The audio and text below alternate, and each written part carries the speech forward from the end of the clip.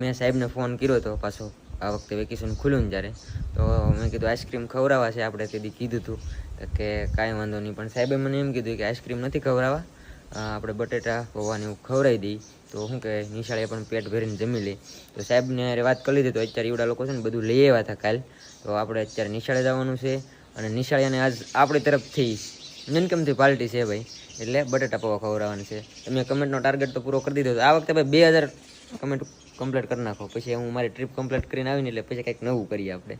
એટલે હું ખાલી એમ જ કહું છું, બાકી તો મને ખબર જ હતી ત્યારે મેં કીધું હતું 500 કમેન્ટ, એ તો આરામથી તમે પૂરી કરી દીધી.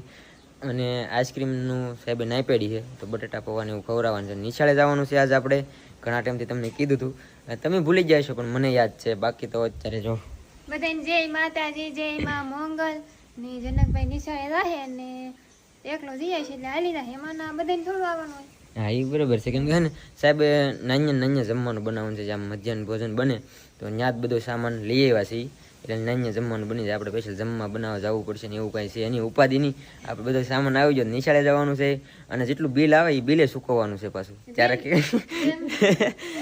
તો કાંઈ નહીં આપણે રેડી છે ભાઈ. બપોર સુધી નિશાળ છે, અત્યારે છે ને 9:30 થઈ ગયા છે, તો નિશાળે જવાનું છે. મોબાઈલ થી કેવી રીતે પૈસા કમાવાની મારથે સાંભળ કરતા રિયલ ગેમ છે ઇન્ડિયાની, ડેલી લાખો લોગ રમે છે, ડેલી લાખોમાં કમાય પણ છે. બાયુમાં લિંક છે, ત્યાંથી ડાઉનલોડ કરો, રન કરો અને ઘણા બધા પૈસા કમાવા મારી ઘડે.